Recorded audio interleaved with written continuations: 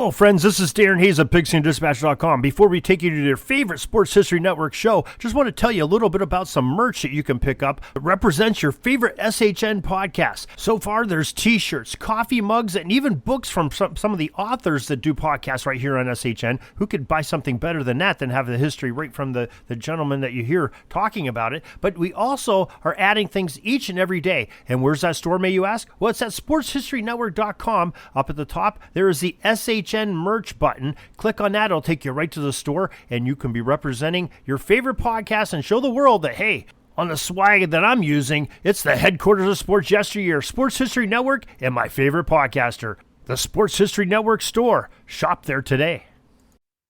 This podcast is part of the Sports History Network, your headquarters for the yesteryear of your favorite sport. You can learn more at sportshistorynetwork.com.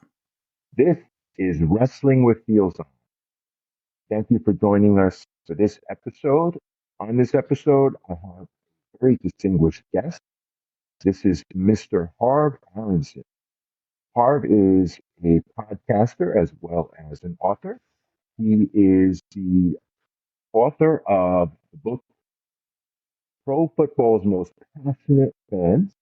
He's also a prolific sports writer, writing for publications like Gridiron Greats.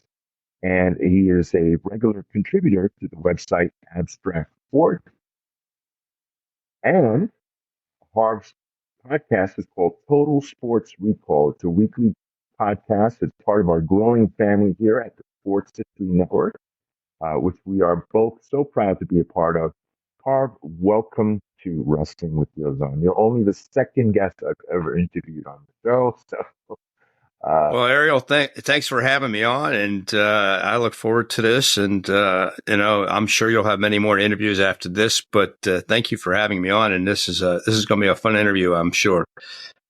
Oh, absolutely, absolutely. I had a really good time going back and forth with you in the emails when we first started talking, and I'm glad we were able to make this happen. This is great. So, Harv, I got to tell you, in preparation for speaking with you, I wanted to hear the podcast. I really wanted to get immersed in the kind of topics that you talked about. And one of the things you'll recall that when I was setting this up, we were setting this up together, I sent you an email. I said, hey, is there any one podcast that really stands out that you want to talk about? And you mentioned the Kent Washington episode. So I went and I listened to the Kent Washington episode, and I was floored. I was really floored. This is an amazing story. It's a story that I don't think a lot of people know about, whether or not they're sports fans, and I think they need to know about this, whether or not they're sports fans. This is a historical story. So with that in mind, with that context, Harv, can you tell us more about Kent Washington and why his story is so important to sports history and history in general? Absolutely. So Kent Washington, for those who don't know, and a lot of people don't know him, and he's a very modest gentleman. So in speaking to him, he doesn't like really to push his story out there, but I think he's coming to realize how important it really was to society and to basketball itself. Kent Washington was a stud high school basketball player. He went to Southampton University after that on a scholarship. Didn't think he was good enough in the pros to make the pros, so he refused to even try. But instead, when he was in college, his college team was invited to go over and play in Poland. And while there, one of the Polish coaches saw him play and said, listen, when you're done with college, if you're ever interested in playing professional basketball, come over here and I'll put you on my team. And he kept that in mind. So when he was done with college, he went over to play in Poland. But the key thing about Kent Washington is that he became the not only first African-American, but professional basketball player to play in communist Poland, as it was back in 1977, around that time. So he became the first professional basketball player to play in communist Poland. And they were under martial law. So his story is very, very bizarre because he went over there to play. he became an instant hero. And it wasn't just because he was the only African American to play over there. He was one of the very few even in that country. And he would tell me that he was on the streets walking to go to the gym or whatever to a game, and there was tanks lined up and down the streets. The guys in the tanks would come out of their tanks to get his autograph. He became a huge star in Poland. And he played there for quite a few years, and then he ended up playing in Switzerland for a while. But the great thing about Kent Washington is that he set a precedent by going over there and playing professionally and becoming the first one to go through martial law and play professional basketball. And every game he said was a sellout, and he just became a huge hero and star in Poland. And to this day, if you go over there and you ask Polish people in that country who Kent Washington is, they'll be able to tell you. And the funny part is that if you go to millions.co, where I also post my podcast, there was a comedy film made in Poland called Mies. And I think in English, it's the teddy bear. And so there's a scene where this gentleman and his wife are sitting around watching basketball on television, and they show a little short scene from the Harlem Globetrotters. And the gentleman says to his girlfriend or wife, whoever she is, yeah, I used to be a black basketball player back in the day. And she's like, what? And so he takes off his robe, and it splits the scene to the living room. And there jumps in Kent Washington dribbling a basketball around. And so he's like doing a little dribbling exhibition, and the gentleman, puts back on the robe and goes back to his wife and says, see, I was a black basketball player. It's hilarious. And that video is at the end of my podcast on millions.co, where I also post podcasts, if anybody wants to see that. It was funny. Yeah. I remember when Ken was relaying that scene, and it was so funny that happened. That scene itself is funny, but it goes to show you how far his reach went, right? That he was used in a comedy film in Poland. And I believe he even, because of his time in Poland, he wound up speaking the language as well, right? Yes. Yeah, he speaks the language. And as a matter of fact, his daughter became I want to say it was softball or volleyball. I can't remember, but she became a really great athlete. And she is now in the Netherlands, living there permanently. So that is where Kent is to this day. So he has two homes. He goes to Netherlands back and forth and back to New York in the United States.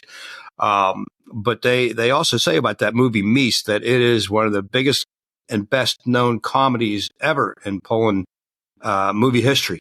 So he's a part of it. There you go. It seems like he has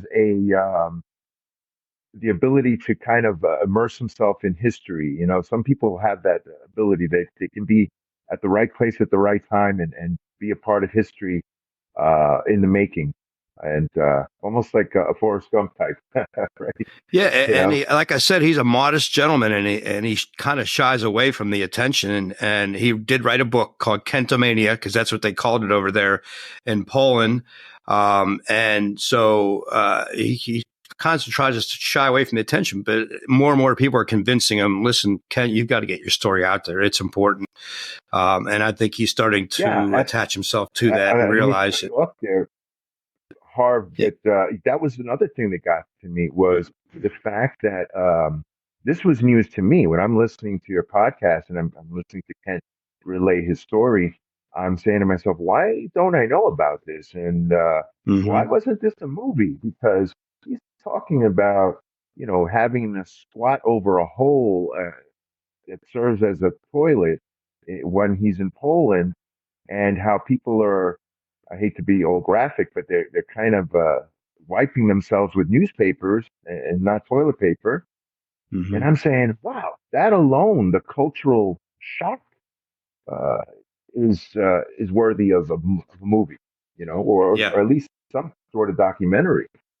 Yeah. And I told him that. I said, he reached out to ESPN actually, and they never returned his call. And I said, that is a real shame. And I think that's disrespect completely to not even consider doing your story. And I actually tried to write to ESPN myself and say, listen, I interviewed this guy. You really need to, because I thought he would be perfect for 30 on 30. That would have been a great story. and they don't, for some reason, don't want to do it. But he did say there's a Danish documentarist that is looking into doing a documentary on his life. So hopefully that will pan out because he deserves it. Have you been in touch with Kent since your podcast episode, and anything new on any fronts with him? Yeah, absolutely. For those who have never seen millions.co, they kind of sponsor athletes now and I'm sure you've seen Arnie's email. They are now taking on our podcast as part of their network as well. And you can post your own podcast there. So I redid the Kent Washington interview because you can put graphics behind your interviews on that podcast platform. So I did a lot of pictures and things and put the video at the end. And I emailed him just the other day to tell him that I redid it. He went back and watched it. He loved it. But he is still in the Netherlands, so he hasn't returned to the States yet. But again, in speaking to the guy personally, what a guy. Such a nice gentleman. And you can tell he's just so well deserving of any attention he can get. Yeah, absolutely. One of the things that struck me about him was that he tried so hard. He found it such a struggle to be humble during his writing, consulting his wife and asking her, honey, is this too, braggadocious of me to write this about my skills? And, I'm saying to myself, try to find an athlete nowadays who would even consider asking their wife if this is too braggadocious. Well, there was one part of the interview, and you'll remember it because it actually happened, was that he was at a basketball game, and even my wife's like, you're going to mention that in the interview? And I was like, yeah, absolutely. It's part of his book. When he was at a game, standing at the free throw line, fans started chanting Kunte Kinte. And I thought that was racist. I thought it was, derogatory towards a person. I said, how'd you handle that? I said, and he said, you know what? He said, if they really were racist and they really meant that, he says they wouldn't have jumped off their seats at the end of the game and greet me and ask me for interviews. He said it was a joke. It was more of a joke than anything else. So he laughs it off. But I told him, I said, in this day and age, if you tried something like that, forget it. I mean, all hell would break loose. Yeah, you couldn't do that in the United States. But I understood why he was so gracious about it and was so, and took it lightheartedly because, at the end of the day, those fans, they were just trying to rouse him, right? Because he was playing their team, but playing against their team. But in the end, all those fans showed an outpouring of love, and he was willing to overlook that. And they did. I think and I should have posted it. There's another documentary out there that he and his wife went back to Poland. And this is just a few years ago. I want to say it was 2019. And there was these older gentlemen coming out of their homes and recognizing him like almost 40 years later and asking for his autograph. That's how well known he is in Poland. To this day, they still see him as a basketball hero over there. Yeah. And wasn't there a part where he said that that even grandchildren of those people that were his fans back then were still knew his name and still fans of his? Yes, they do. And here in the United States, I had no idea who he was. I mean, I think through Sports History Network, I had read about his book, and that's why I reached out to him, and he was gracious enough to come on and be interviewed. And he actually, Rick Loyoza has a basketball podcast on our network here. He also interviewed him a couple of weeks later. So I had no idea who he was, but I am sure glad that I just stumbled upon him and had the great opportunity to be able to interview him and now become a friend. I mean, we exchange emails. Oh, that's great. That's awesome. Yeah, he seemed like such a down-to-earth gentleman, a man of many talents who really downplays and worries about, overselling himself. I think more people need to know about him. I think it would make a great documentary, if not a movie, right? It has all the elements. It has fish out of water, first black athlete, which breaks barriers, and it also historically should be interesting to people to see what the communist era was like back then. Absolutely, he'd be able to tell it. Yeah. So moving on, because again, congratulations on that interview. I thought it was great. Thank you for Thank you. bringing that to Oh, yeah. the public's attention. I appreciate that. Yeah, and just to repeat the title of Kent Washington's book, it's Kentomania, a Black Basketball Virtuoso in Communist Poland. So if anybody wants to read that, look it up on the internet. I'm sure they will link you to where you can purchase the book, and support him, because he needs it, and we all need it. This is important information to have. So, Harv, I have just a minor quibble with you over one of your podcasts, and Okay. that is the one where you talk about, and this was actually the first one I listened to, baseball's greatest players. And again, this is a minor quibble. It's all in good fun. You picked Robin Yount over Paul Molitor as the best Brewer, because Yount's performance was great, but you cited that what gave him the edge over Molitor was that he played his whole career in Milwaukee. Now, contrast that with your pick of Dave Winfield over Tony Gwynn as the best Padre, despite the fact, and here's the quibble, despite the fact that Gwynn played his whole career with the Padres. So, can you explain your rationale for that pick? I'm very Well, curious. between Yount and Molitor, that was a tough choice. I mean, it could have gone either way. Gwynn and Winfield the same way. Maybe I was more impressed by Winfield's power as opposed to Gwynn's hitting ability. Not taking anything away from Tony Gwynn. What a great player, an amazing player. And yeah, you're right. Winfield went on to play for the Yankees. I think he might have even played for a couple other teams. But he was an original Padre, so perhaps I was swayed by that. But I want your listeners to know I'm not taking anything away from Tony Gwynn. He was a fantastic baseball player, and I loved watching him play. So, yeah, it could have gone either way there, too. It's all personal choice. There's no fact that really can establish who's the greatest ever. I mean, you can use stats, but some people will differ. But thanks for pointing that out. That's a good point. Yeah, no worries. But I mean, I enjoyed your pick, and I agreed with a lot of them. Actually, most of them. That was the only one I was like, oh. And I'll tell you why. Because growing up, I was a fan of two teams. I'll just let you know, I was born in Brooklyn, raised in Brooklyn, New York, and I'd always been a Yankee fan, because that's the first team that my dad took me to see live. I've gone to several Yankees games, so I was a Yankees fan automatically, right? And I guess genetically too. Yeah. And it's usually how that works. But the other two teams that I was really excited about were the San Diego Padres and the Pittsburgh Pirates.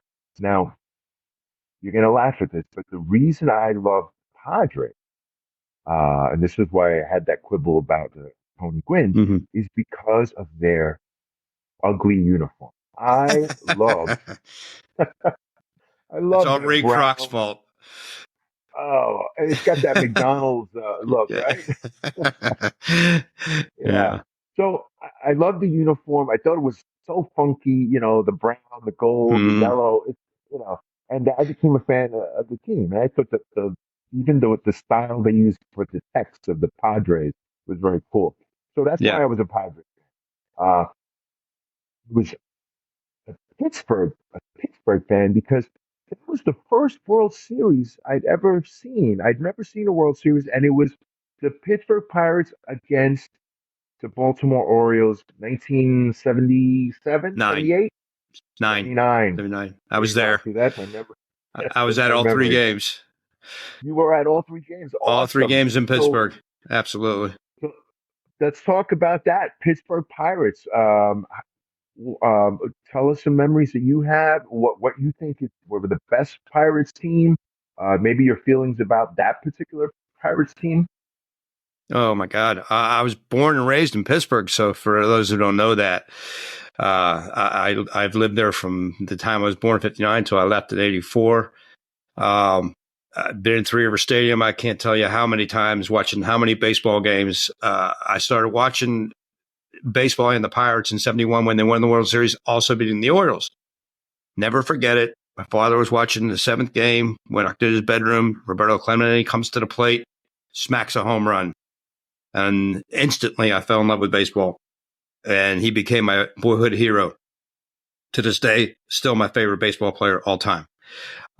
So 71 basically plays a little bit favorites to me because that was my first team I really watched. And it still to this day remains as my favorite team. They had so many colorful characters on that team. They were a great team.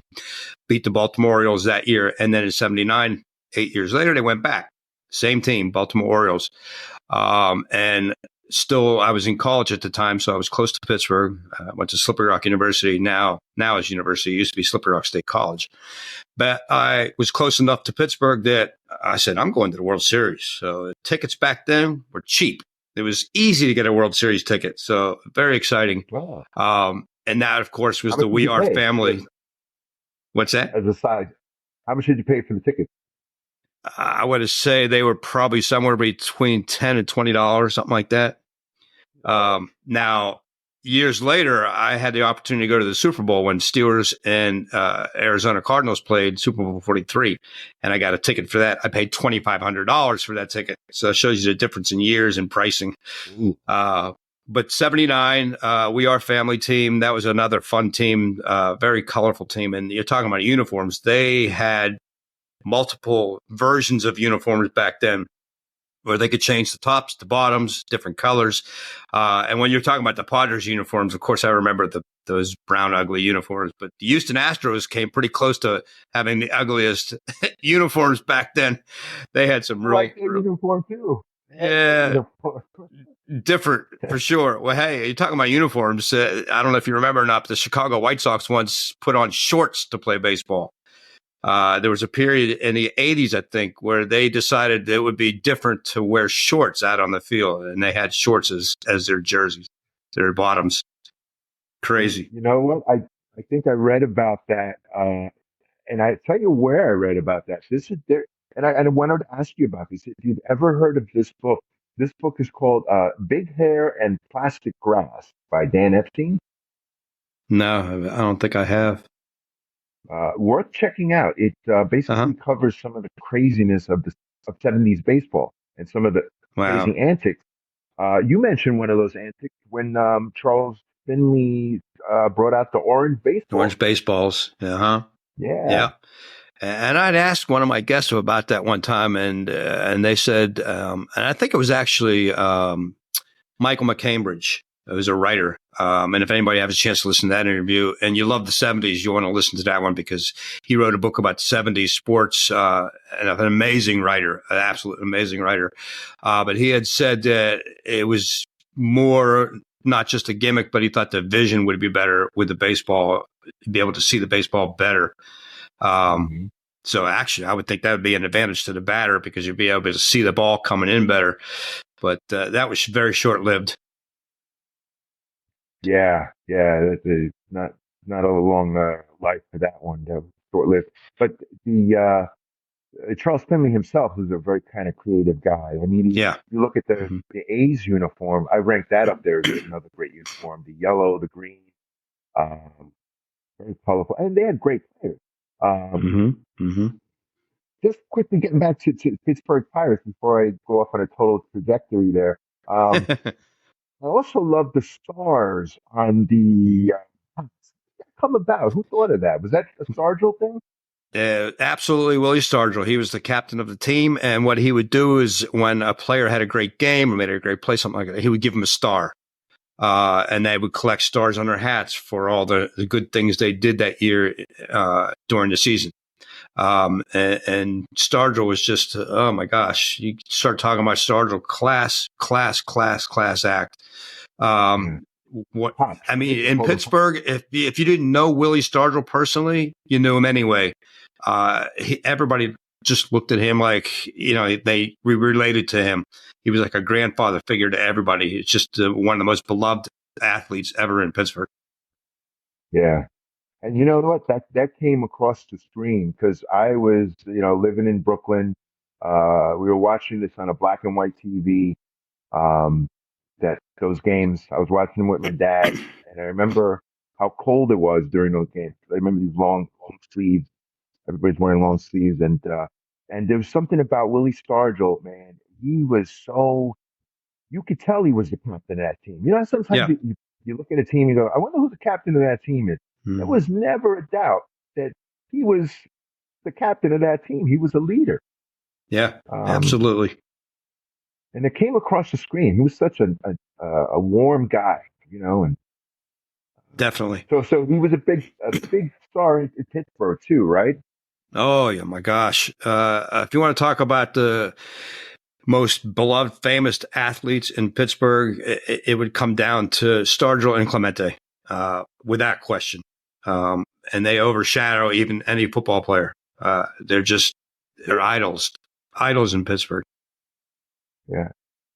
And Pittsburgh has a lot of great athletes. Rich history in uh, Absolutely. in all sports, including the Steelers, the Pirates. Hmm. And let me ask you this. I mean, while we're on the topic of baseball, um, you were very passionate about Pete Rose and uh, Hmm.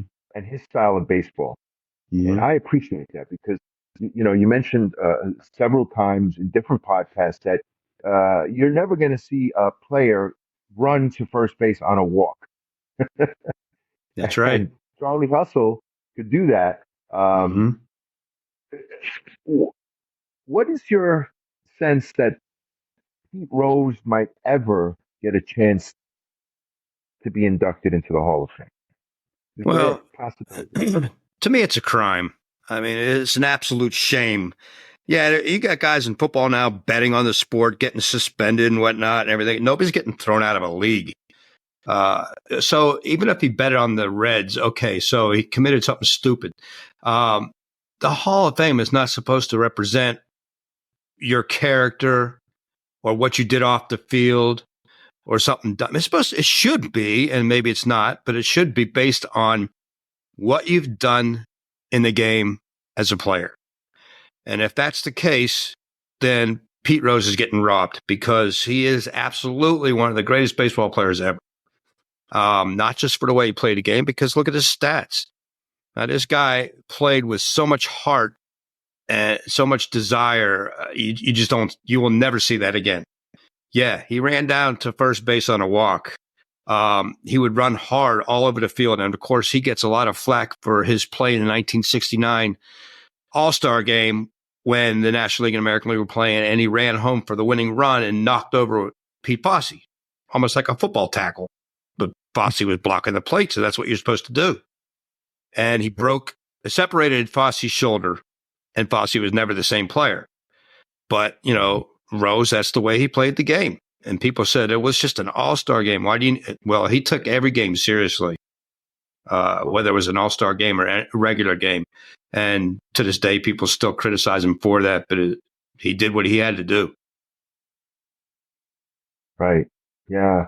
It's a shame. I mean, I know a lot of people in that talk about the cancel culture, and I almost feel that Pete was probably one of the first victims of that. I mean, I don't think Hmm.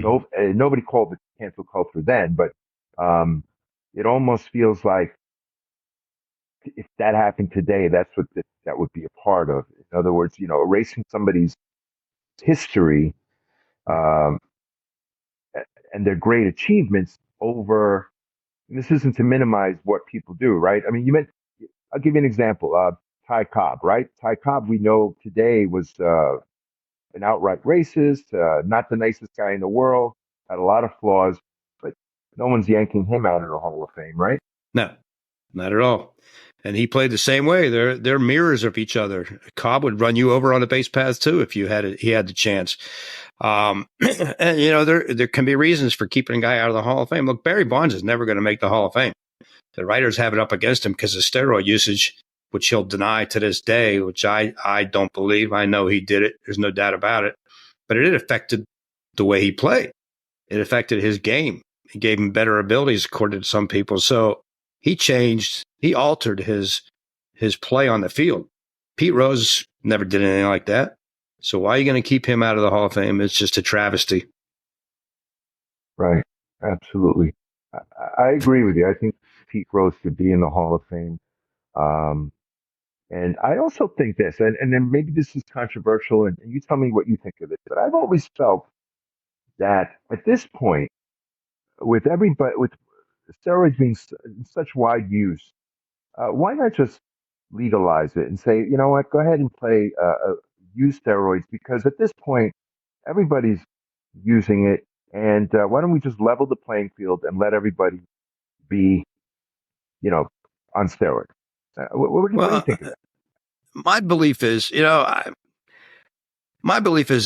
can take steroids. Yeah, it might make you stronger, might increase your energy level, might give you more endurance. But the bottom line to me is you still have to be able to play the game. You still have to know how to swing the bat, how to run the bases, football. You still have to know how to tackle and whatever else. So maybe you're getting a little advantage in endurance. But as far as baseball and football goes, I really don't think it changes drastically a person's capabilities, physical capabilities or ability to play the game. Now, I'm a big fight fan too. And, for a long time I was watching UFC. Lately, I haven't been watching as much. But now there you have a big problem with steroids because this is grappling. This is more physicality. And of course, if somebody is taking steroids and becomes much stronger, they are going to be much stronger than the guy across from them. And that plays a big part in that sport. So in that sport or boxing, then I would disagree that they should be able to use that stuff. But the other sports, I don't think it has as much effect as people think. Right, right. But in terms of, let's say Sammy Sosa and Mark McGwire weren't on steroids at the time, do you think they would have even been in contention for the home run title? I mean, the crazy thing is, if you want to take a look, if your listeners want to go look back at Sammy Sosa when he first came into the major leagues, then look at Sammy Sosa at the end of his career. It's night and day. This dude was a skinny little twig. And when he got ready to retire, he was like a freak of nature. He was huge. And the same with Mark McGwire. I'll never forget watching an interview with him. And he had a short sleeve shirt on. And I was looking at his biceps going, Jesus, that's unreal. That dude was huge. And that had to come from steroids. So did it have an advantage? I don't know. I think they made a bigger deal out of it than what it was. They could still hit the ball. I think even without steroids, they still would have been hitting home runs. I don't know. It's hard to say. Yeah, I don't think it's easy to hit a 95 mile per hour fastball, whether you're on steroids or not. There's an innate talent that you got to have a skill to be able to do that.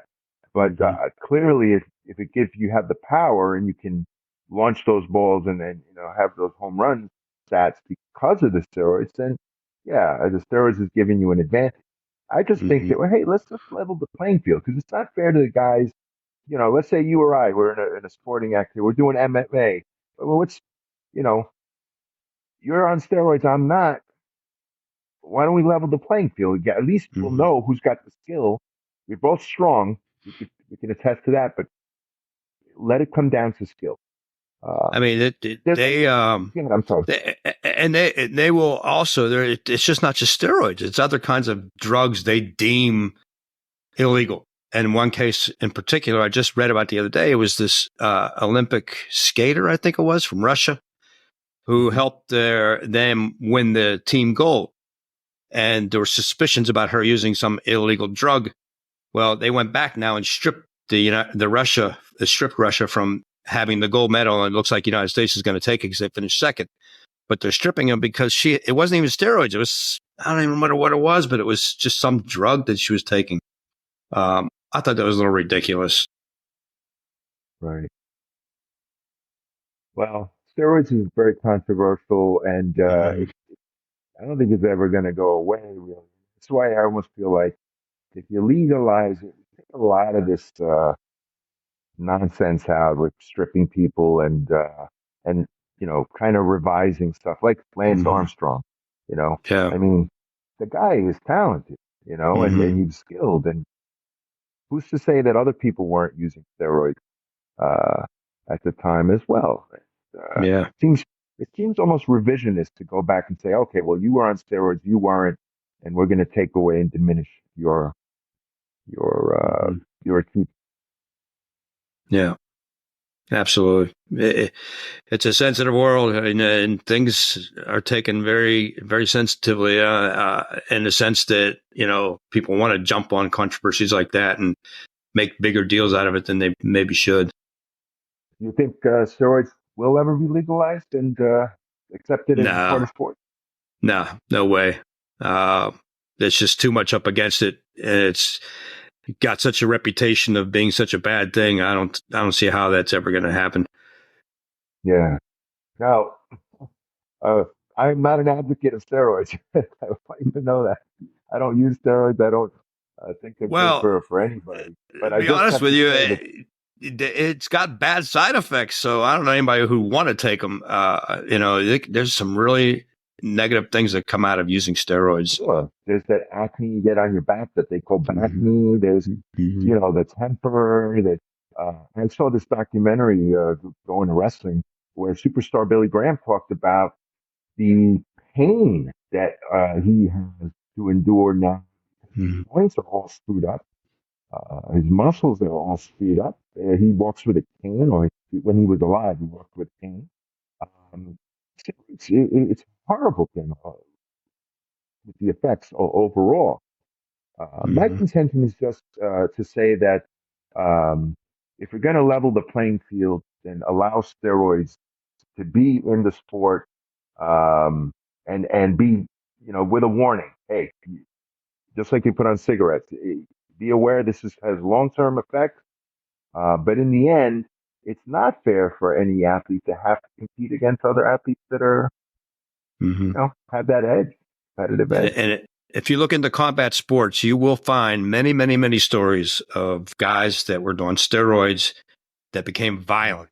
There's even guys that have killed their girlfriends or wives, and they blame it on steroid use. So it does. That obviously has an effect in that way, in that manner. Right. Speaking of which, well, a little bit with football, and again, this is kind of controversial as well. What is your take on the discovery that's been around for a while now that concussions, suicides that have happened because of the concussions? CTE. Yeah. What is your take on that, and do you think that that'll ever get better, or what do you think is going to happen? They had that movie about CTE. I forget what the name it was. I think Will Smith was in it. And it's Hmm. basically Yeah, on this Pittsburgh doctor it's that called kind of just, concussion. yeah, yeah. Um, and so I don't know. It's hard to say. Of course, these guys, you have a lot of physical problems after football. It's a tough sport. The thing that kind of amazes me is they try to protect players these days from, and concussions is such a big thing. But if you go back in history, the time I grew up and before my time and watch football, it's amazing how these guys didn't have more physical problems because the sport back then was brutal. I mean, you used to be Mm. able to clothesline people. Frank Gifford was a recipient of one of those. And he got his clothesline once and broke his jaw, I think, and he was never the same player. So back then, it's a rough sport. Um, Right. but you'll see a lot of these guys. Who was the linebacker from San Diego who killed himself? His name slips me. Shot He himself in was the shooting chest. himself in the chest. Yeah, Yeah. right. Yeah, I don't know. Oh my gosh, I can't Tony believe I can't Wine. remember his name. But they blamed that on CTE. Yeah. There had to be more to it than that.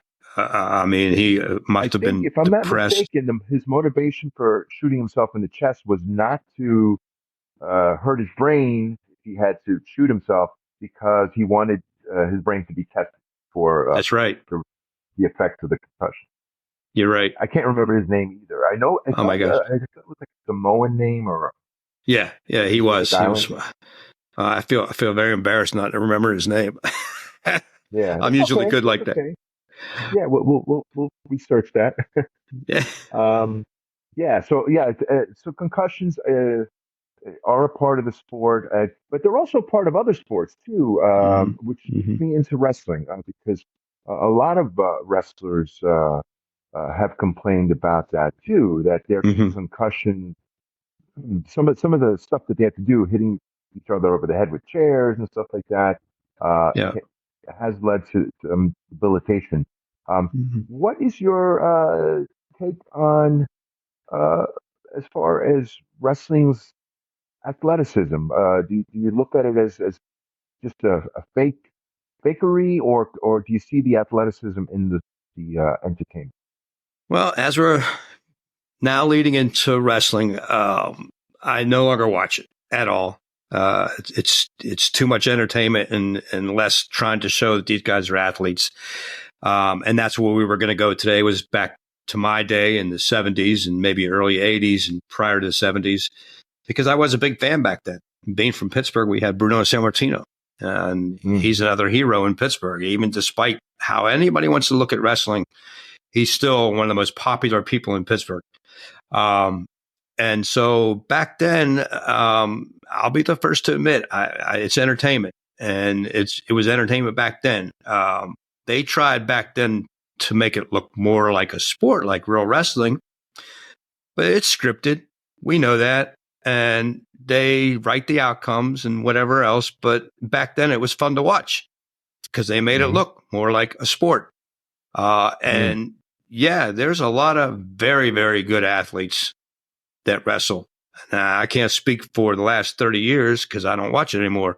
But back in my day, yeah, there were some guys that were very athletic, and it was a lot of fun to watch. It was entertaining because they actually did look, they were like they were wrestling each other.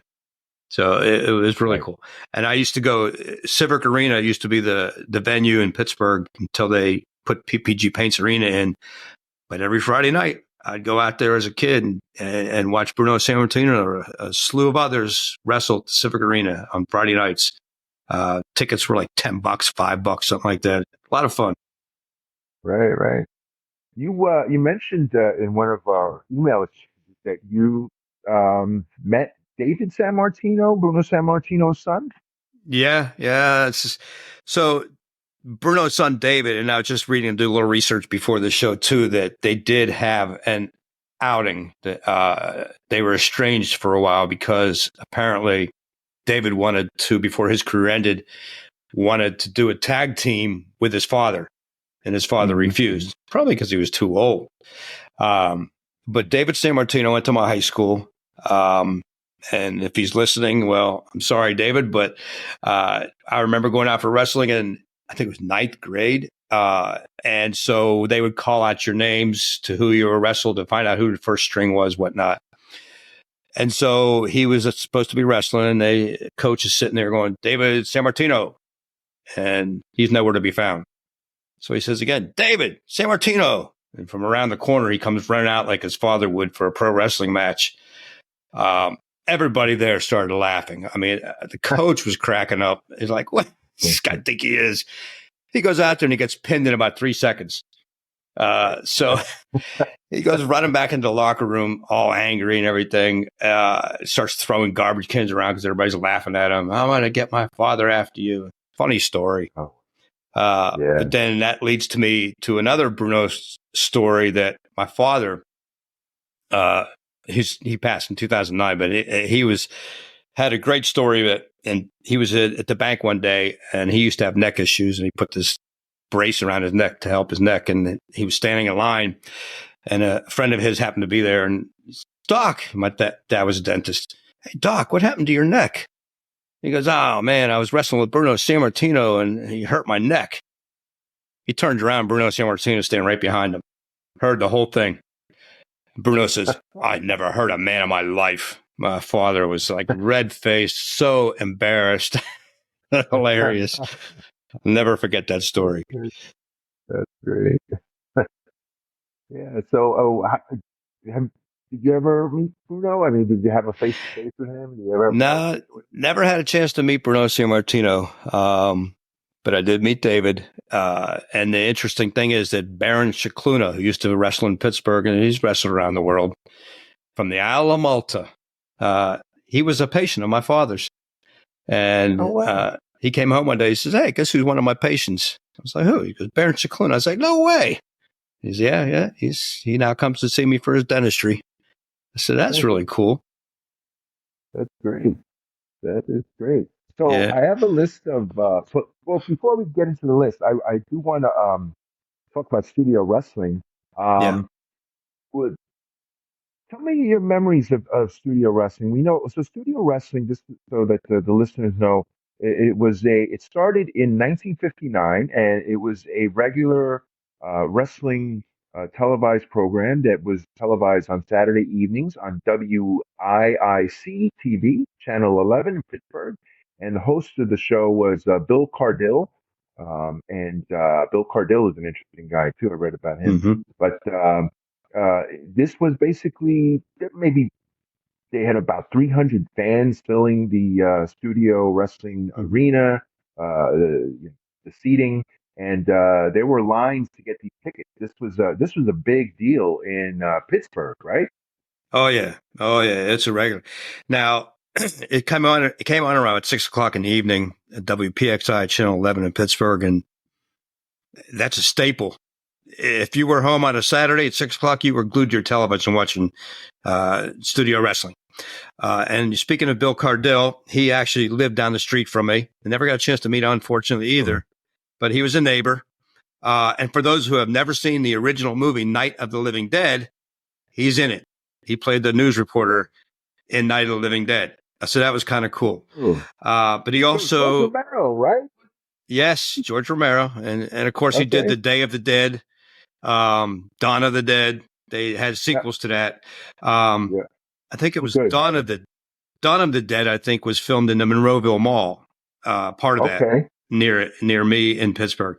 Love that. But Bill Cardille was also the host of Chiller Theater, a staple show on television Saturday nights in Pittsburgh, where they would show horror movies.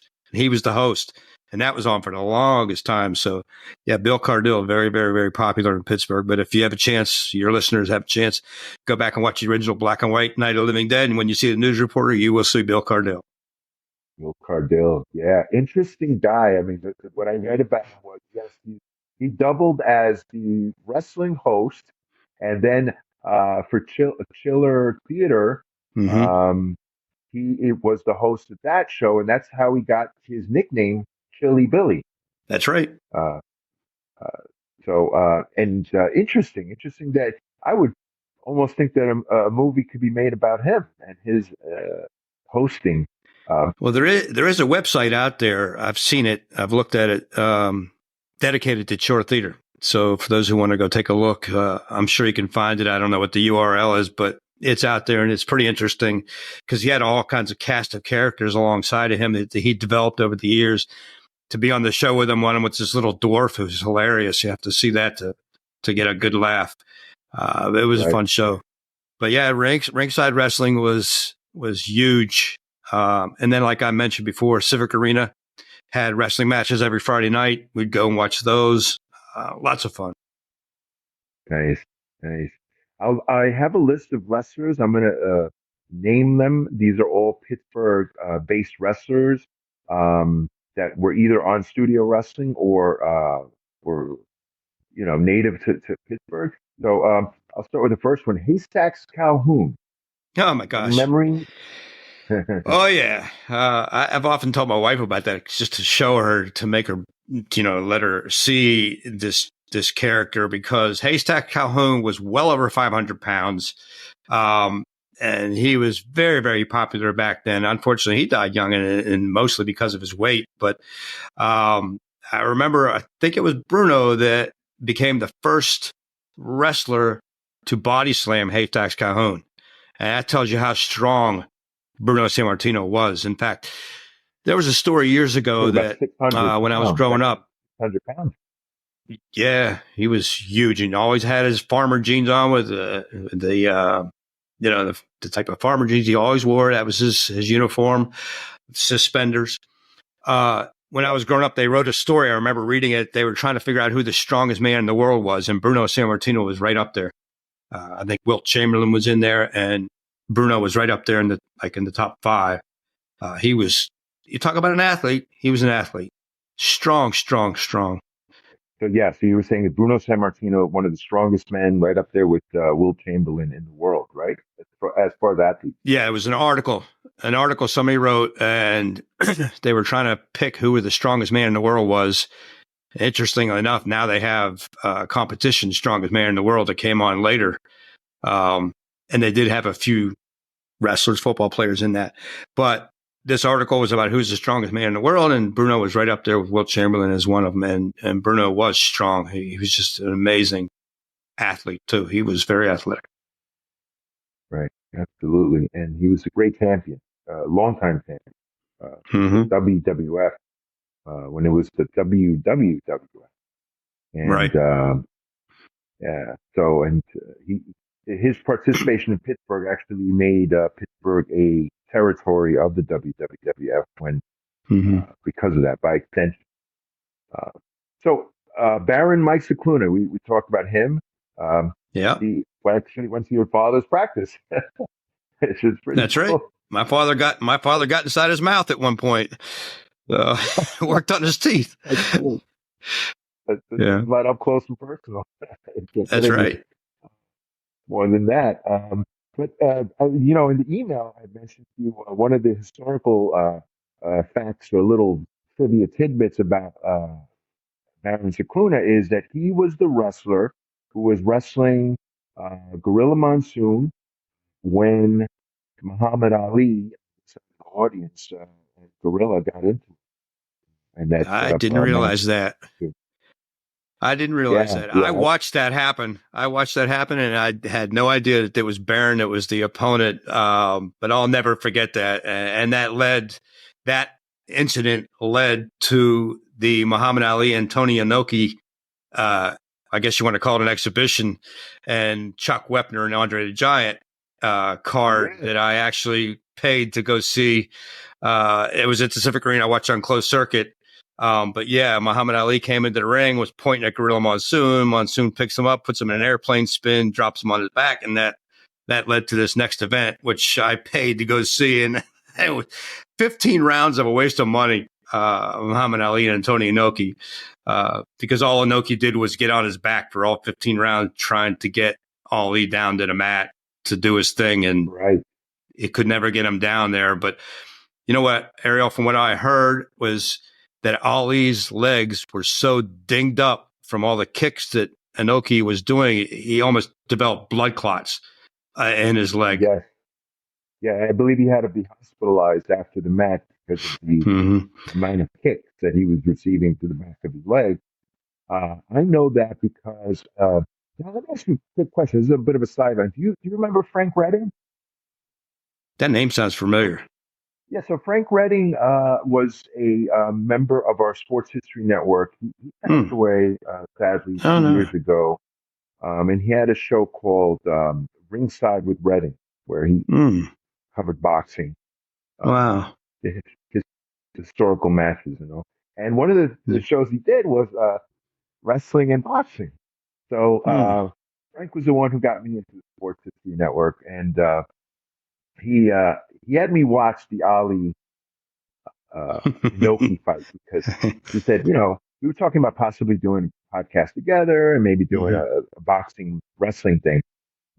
So I watched that match too, but you saw it live, right? Yeah. Yep. Yeah.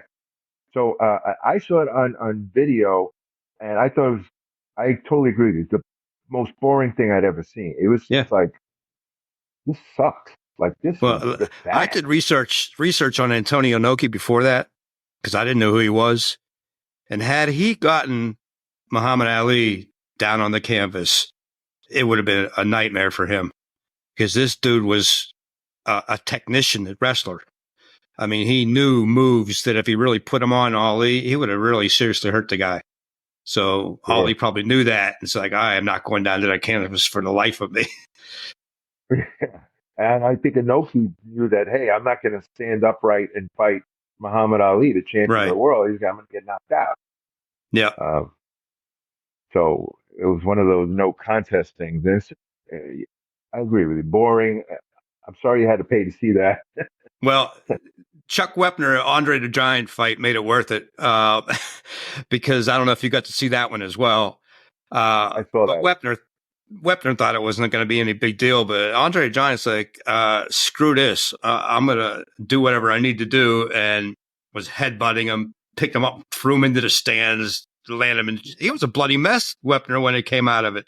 Of course, he was known as the Bayonne Bleeder, but and he bled like a fish in boxing. But Andre the Giant took it seriously, much like the Rocky III movie when Hulk Hogan was in there and Stallone thought it was going to be an act, and Andre the Giant Hulk Hogan was throwing him all over the place. So it's funny. Yeah. And the funny thing is, I wonder if Stallone may not have seen that match himself and maybe borrowed that for Rocky 3 based on the Chuck Wepner thing. Yeah, he very may well have. Chuck Wepner's biggest complaint, talk about 30 and 30. I saw Chuck Wepner's 30 and 30, and he said that Stallone kind of just like, and this is Stallone's a very talented guy.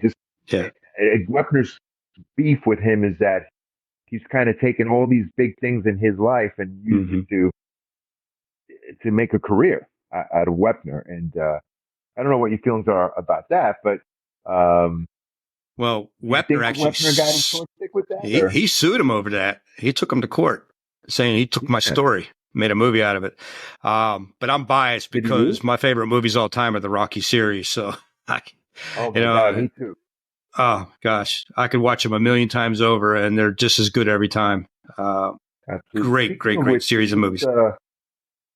We just lost Carl Weathers yesterday. I didn't know that. Oh my gosh. Yeah, Carl Weathers, who played Apollo in the first four Rocky movies, passed away yesterday at the age of 76.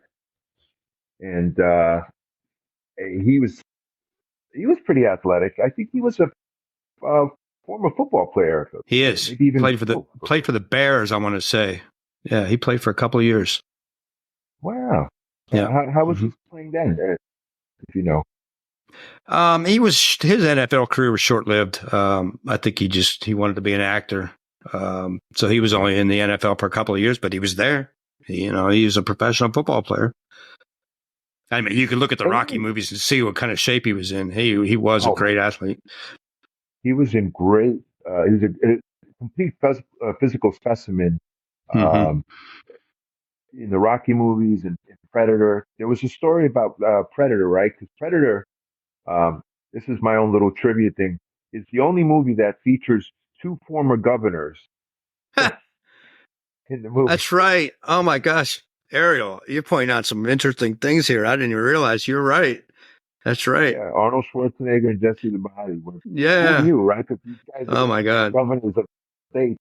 I saw something on TV the other night with Jesse Ventura just recently, like a commercial or something. Like, oh my God, I said Jesse Ventura. Oh my goodness, he's still around. Crazy. Yeah, he is still around, and he's still opinionated. Still involved in politics. He's a major figure in wrestling. Definitely has changed wrestling for the better, I think. Sure. So we're talking about the Rocky movies and the physicality there. There was something else when you were talking. I got to point, go back to that, but I lost that train of thought. Let me name another wrestler. Sure. Until that train comes. Yeah. Dominic DeNucci. Oh my gosh, Dominic DeNucci. Oh yeah. Dominic was another really good athlete, really good shape. I remember watching him, and he was just in phenomenal physical shape. But he was a staple, definitely on that show. He was every week he was there. So yeah, he's another popular wrestler. Yeah, Dominic DeNucci, by the way, one of his wrestling students was Mick Foley. Good friend Wow. with Nick Foley. Yeah, Well, Foley and Shane here's Douglas. something. He's more current guy. Yeah. Something very interesting when I was doing my research, Ariel. Dominic DeNucci died August 12th, 2021. Okay. Tony Marino, who was known as Batman on Studio Wrestling, came into the ring with his Batman uniform. He died on May 28th, 2021, same year. So then I went and looked, and I think there was a third one that also died the same year. It was just kind of odd that these guys died within months of each other. And I thought there was a third one, but there's not. But the other one that I came across too is Bruno died in 2018. And then in the same year, 2018, also passing away was Johnny Valiant. And this was just in a couple of months of each other. So it's kind of odd. Actually, it was April 4th. Johnny Valiant died. Bruno died April 18th. So within just a couple of weeks of each other, two very, very popular wrestlers from that show passed away. Kind of interesting. You know, when you say that, I found that interesting. Tony the Batman Marino, when he went in the ring, was he really dressed like Batman? Like Batman from what? Oh yeah, TV absolutely. show? He came in with a Batman uniform on. It was hilarious, funny. So yeah, very, very funny. Was he any good, or was he just a joke? Yeah, no, he was pretty good. I mean, but he was only really a Pittsburgh staple. He did not wrestle worldwide like a Bruno did, or Baron did, or Dominic DeNucci. But so he was pretty much just a regular on Studio Wrestling. Gotcha. Gorilla Monsoon. Yeah. Gorilla is one of the originals for me. I mean, he goes way back, and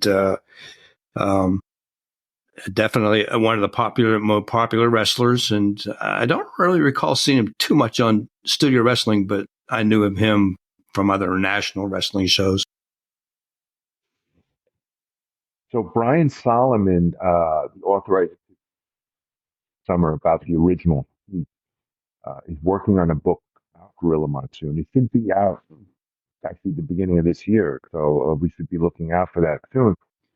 Gorilla was very close to Bobby Heenan. They had a very close relationship. Are you aware of their relationship? How close they were? Not so much. Not so much. Mm-mm. Yeah, they were very good friends, and you know, families summered together, that kind of thing. So I just, you know, I was wondering if you knew anything about their friendship. Yeah. And but the upcoming book highlights Gorilla Monsoon's career and his friendship with Bobby Heenan. So I just wanted to put that out there. Moving on from wrestling, you know, we discussed some of the Pittsburgh locals, and the mix of boxing and wrestling. Kind of want to move it over to boxing. What is your feeling about the state of boxing today? I know you're an MMA fan. What's up with boxing today? Yeah, before we go there, I just want to one more wrestler I have to mention is George the Animal Steel. George the Animal Steel. George the Animal Steel, definitely. Because he was the most colorful character of all of them. And the funny thing is, the guy was a school teacher. And he decided to do pro wrestling on the side and then became full-time, whatever. And of course, people that remember him will remember the green tongue and then chewing up the turnbuckles and so that the stuffing would come out of him. Funny character. And act crazy in the ring, but meanwhile he's as sane as anybody. So it's kind of funny. But boxing, I'll tell you one real quick thing about George the Animal Steel. In doing research for our interview, I looked. Of course, YouTube is an invaluable resource for videos. So I'm watching this video of George the Animal Steel versus Bruno Sammartino. And in the video, so funny, George the Animal Steel is going outside the ring where the audience is, and there's a little old lady, a handbag, and she keeps George the Animal Steel with her handbag. And he's there, he's taking it. And the announcer says, well, we know George the Animal Steel, he's not playing with a full deck, but he seems to be enjoying the handbag And she just keeps hitting him with it, and he's standing there taking it.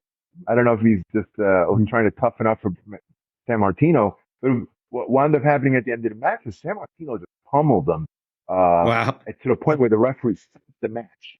And how often do you see that referee stopping the match? Yeah. So, but San Martino is great.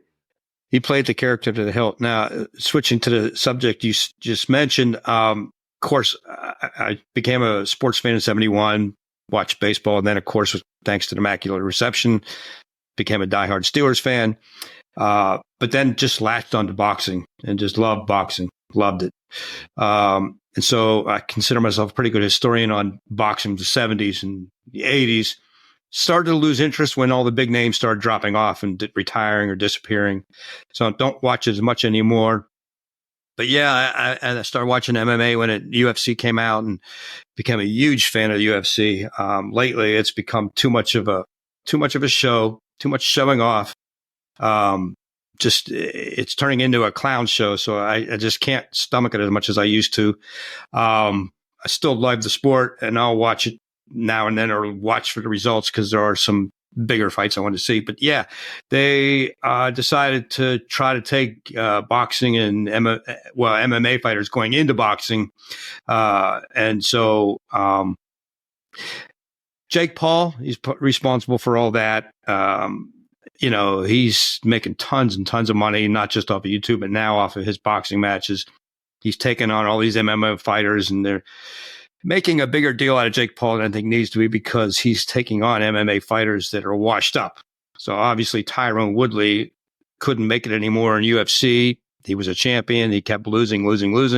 He decides to go into this boxing match with Jake Paul, and the first time around he loses. Second time he gets knocked out cold.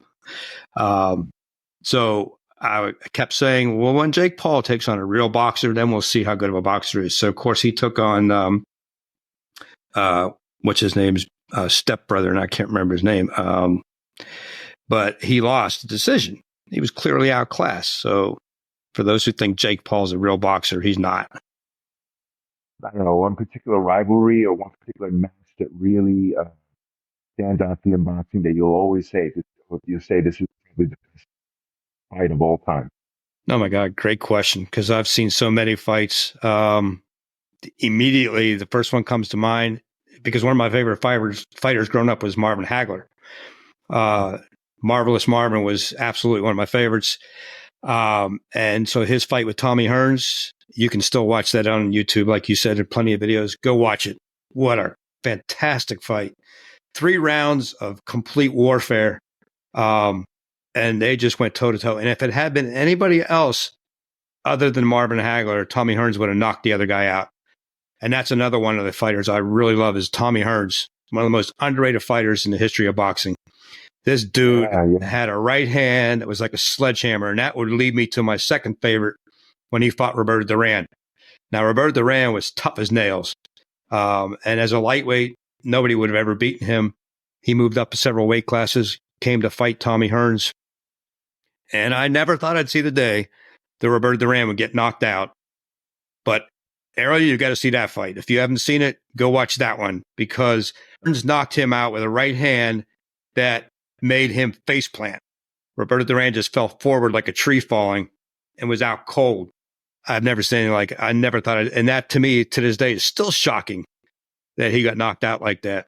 So those two definitely stand out. But I did go to see pay-per-view Larry Holmes, Jerry Cooney. I paid for that one, and somebody I was with at the time said, "Oh, Jerry Cooney's going to win this fight, no doubt about it." I said, "Are you crazy?" I said, "Larry Holmes will fight, and he'll win it easy." And he knocked him out in the 13th round. And the funny thing is that I don't know if you were aware, I was in New York as well for 20-something years. I lived in Brooklyn as well. So I was working at this job. I'm on the elevator, and this guy I worked with is from the Jamaica. Big dude. He's like 6'1", maybe. And I'm only 5'4". So my friend made me look small, Nigel Murray. And we're staying on a crowded elevator, and out of the corner of my eye, I see this towering figure. I look over, turn my eyes, it's Jerry Cooney. And so I nudged my friend. I said, "Oh my God, look, it's Jerry Cooney over in the corner." He's like, no way. So we get off the elevator and, hey, Jerry, my friend said, very quiet, but, he said, hey, how you guys doing? Shook my hand. And Ariel, I'm only 5'5". I looked up and I was like, oh my God, this guy's huge. I mean, he looked like a mountain. I was like, oh my God. So kind of an interesting story. I got to meet Jerry Cooney. Yeah, I was going to ask you about that because you mentioned it in one of your podcasts. We were talking about a basketball player that was something like 7 feet, and you were saying, "Well, I met Jerry Cooney, and he was huge. I can imagine someone who's 7 feet tall That's or right. more. That's right. Us short guys, we feel like little midgets when we stand next to guys like that. But Jerry Cooney was just a mountain of a man, and he was a good fighter. I mean, had he had some better training and learned boxing a little better, he may have been a champion one day. But if you want to, he had some of the most brutal knockouts you'll ever see. So if you get a chance, go look at the Ken Norton fight. He knocked Ken Norton out the first round, and Norton got stuck on the ropes in a squatting position, and the referee didn't step in, and Cooney had free will at hitting him on the jaw, and it's one of the scariest things you'll ever see. I mean, I thought he was going to kill this guy. Yeah. Yeah, definitely. I feel like he was almost, I have a lot of feelings about that because I was a kid when I was watching, because that was so hyped, that match, that was the fight almost of the decade at that moment.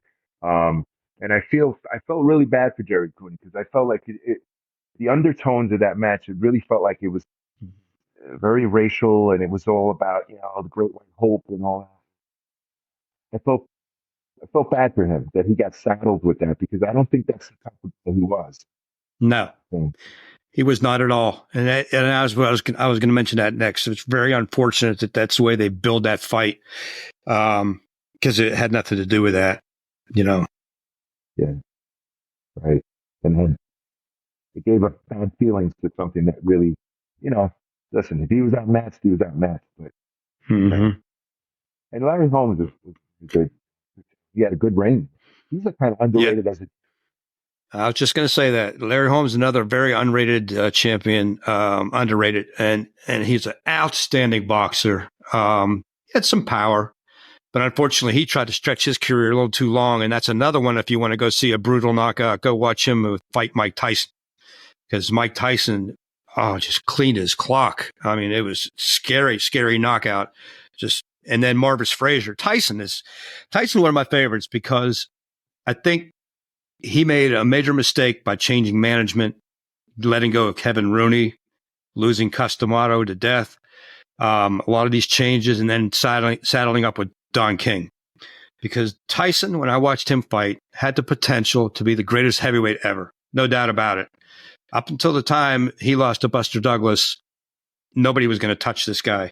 He had such speed for a heavyweight and incredible power. And some of his knockouts were just so devastating. I remember watching him knock out Jesse Ferguson on national television, and they were interviewing him afterwards, and he broke Ferguson's nose. And this just tells you the mental character of Mike Tyson. And they asked him, he said, well, what'd you think about that knockout? He goes, well, I was trying to drive his brain up and his nose up into his brain. And I was like, what? This guy's crazy. Oh my God. But he's scary crazy. Scary crazy. His power was just unbelievable. And I would put him right up there with George Foreman, with power. Because if you see him fight Marvis Frazier, watch that fight. He knocked Marvis Frazier out in 30 seconds. And one of the scariest knockouts, just as equal to some of his other ones. And then one more fight I want to mention with Mike Tyson is Michael Spinks. And that's just another one. I went to Madison Square Garden, actually, to watch it on pay-per-view. And they had live fights, and then they had this one. And my friend went with me, and when Spinks got knocked out in 91 seconds, he goes, this fight was fixed. He said, you're not going to get knocked out in 91 seconds. I said, dude, go back and look at his eyes when he's laying on the match, on his back on the canvas. His eyes are in the back of his head. That's the power of Mike Tyson. He hit him so hard, it didn't even look like a hard shot, but it was. Yeah, it's so funny. I had a paper party in my apartment at the time, and we had ordered Domino's. The fight was over, I was That's the unfortunate part of ordering a Mike Tyson fight. You didn't get much most of the time, but no. that's just a credit to how great a fighter he was, how powerful he was. And you may remember this the Mitch Blood Green story in the streets of New York. Oh yeah, he confronted Mike. Yeah, Tyson hit him once, and his eye looked like it was going to come out of his head. The guy. I remember seeing that black and white in the Daily News. Mm-hmm. Oh, sheer power. That was no joke. You don't approach Mike Tyson, you know, with bad intentions, because you're going to get hurt. Yep. Tyson was an absolute student of boxing. He watched boxing films. He knew his history. I mean, and especially, you know, you wouldn't think that of him. You would think, oh, Mike Tyson. But why would he be a historian? But he was. He loved boxing history. Now, let me tell you, Mike Tyson's a dummy. Now, you're right. He studied boxing history, and he would often refer to it many, many times. And he goes all the way back to the turn of the century boxing. Jack Johnson, guys like that. Jack Dempsey, he referred to the old-time fighters. So, yeah, he had a great knowledge of history. And, yeah, I pointed that out. And it's a shame that baseball players today, even football players, don't know who laid the groundwork for their sports. And that's a real shame. You should know your history of the sport you're playing and who got you there. Because there's great athletes from the past in all different sports that were outstanding athletes and players, didn't make a dime compared to what these guys make today. And I don't think they appreciate that these guys sacrificed jobs, their personal lives, all kinds of things to make very little money and play a sport they love. I'm going to throw another controversial subject your way. College basketball players. Do you think they should get compensated for their playing? Absolutely. I think they should treat that as minor leagues, college football and college basketball. But I think what they should do if they're going to do that is you tell this athlete, yeah, we'll give you some kind of salary, but we're not paying for your education. If you're going to do athletic scholarships, I think you need to get away with those, do away with them. And if you're going to let a guy be paid to play the sport, then this is your minor league. If you want to get an education here, then you pay for it yourself. And I think that would work. But definitely these colleges, especially in football, are making so much money. And they're making it off these guys' backs. These guys aren't getting anything for it. That's not fair to me. So, Harv, I got to say, just listening to your podcast alone has tripled my sports IQ. And talking to you today has quadrupled it. Thank you so much for being on Wrestling with Heels On. I want to thank you so much for your podcast. Is there anything you want to put out there to my listeners and your listeners and, you know, sports fans in general? Well, no, but I appreciate the very kind comments. I mean, I've always considered myself a historian. I love sports history, and that's my focus basically is sports history. I don't know how I've done it, but I just have an encyclopedia brain for sports history. I can recall many, many things. So, I won't forget. I'll forget something that happened yesterday, but I can tell you what happened in 1971 or 72, 73 or in the 70s. I developed, I've been writing since I was in high school, for many publications and whatnot. So it's always about history. I did have a Steelers website for a long time.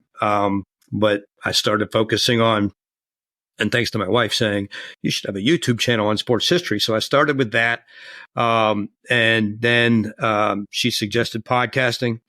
And I said, well, I went to school for communications. I wanted to be a sports broadcaster. It never panned out. I never did it. And then she gave me the idea for podcasting, and I started doing it, and I love it. I mean, this is just so much fun. It gives me a chance to do what I really wanted to do. And so I focus on sports history mostly, but I try to get as many interviews as possible. So for those who have never listened to my podcast, if you're interested, go back and listen. I have Terry Hanratty on there, used to play for the Steelers, back up to Terry Bradshaw, Craig Colquitt, famous punter, Super Bowl champion with the Steelers. Steve Fidel, a high school class of mine, played for Pitt and the Steelers. Tim Glass was a star basketball player at Mohawk High School. And I found him through another one of my guests, Tim McCoy, who was a college classmate and friend of mine at Slippery Rock. He's the vice president of Pennsylvania West Soccer now. And so once you start connecting with some of these guys, it leads to other connections. And so from B.B. Flannery and Tim McCoy, I found Tim Glass. So Greg Meisner, he's played for the Rams. I recently reached out to him. I'm waiting to hear from him. So a lot of interviews. So Total Sports Recall is the podcast. If you Google it, you find it. My website, I have a website and a newsletter that goes with it.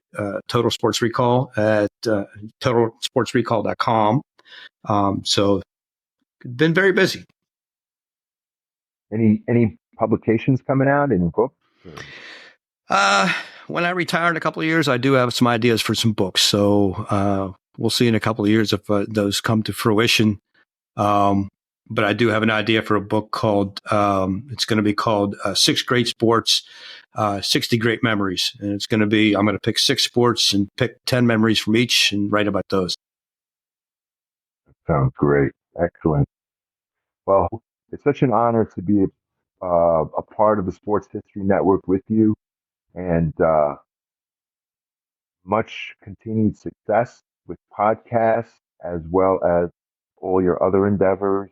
And whenever you want to come back on the show, send me an email and we'll have you back on because I feel like we could have talked about a lot more stuff. But, we'll save it for the next time. Yeah, I appreciate you having me on. And I think we didn't go into the 70s wrestling enough, so we're going to have to focus on that for one episode and go back to that again. But good luck to you too. You have a great podcast as well.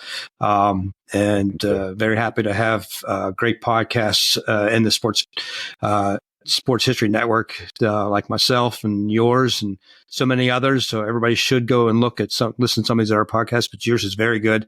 As soon as I listened to yours, I said, oh my gosh, I got to have a podcast with this guy. So I'm glad we did it. And I can only wish you best of luck as well. And we will definitely be in touch. You got it. Absolutely. Everybody join me in 2 weeks as we take another stroll down Villainy Lane and only on the Sports History Network, of course. And please check out Harv Aronson's Total Sports Recall. You will learn a lot and your sports IQ will also quadruple. Join me in 2 weeks as we take another stroll down Villainy Lane and only on the Sports History Network, of course. And please check out Harv Aronson's Total Sports Recall. You will learn a lot and your sports IQ will also quadruple. Okay. So please do that. And also check out our other podcasts. There are over 30 podcasts on the Sports History Network and growing. This podcast is part of the Sports History Network, your headquarters for the yesteryear of your favorite sport. You can learn more at sportshistorynetwork.com. Hey there, sports history fan. This is Arnie Chapman, aka the Football History Dude, and I wanted to thank you for stopping by to listen to another episode here on the Sports History Network. Our podcasters are passionate about uncovering and sharing sports stories from yesteryear. And if you didn't know it already, we have over 30 shows across the network covering all sorts of sports history topics. In fact, here's a glimpse into one of our awesome podcasts here on the network. This is Mark Mortier, and if you're a sports history fan like me, tune in and hear me talk about some great sports moments of the past. Growing up during the 1970s, I got to watch some of the most iconic moments in sports history. Hank Aaron breaking Babe Ruth's home run record. Willis Reed limping out of the locker room in Game 7 of the NBA Finals at Madison Square Garden as the fans erupted with a thunderous ovation. The 1980 Miracle on Ice as Team USA defeated the powerful Soviet Union in the Olympics. Listen every Tuesday on Yesterday's Sports. How about that? I bet you're super hyped to go listen to that new podcast, right? Well, to learn about this show and all the other podcasts on the network, head over to sportshistorynetwork.com/podcast. Again, that's sportshistorynetwork.com/podcast. Head over there today to find your next favorite sports history podcast.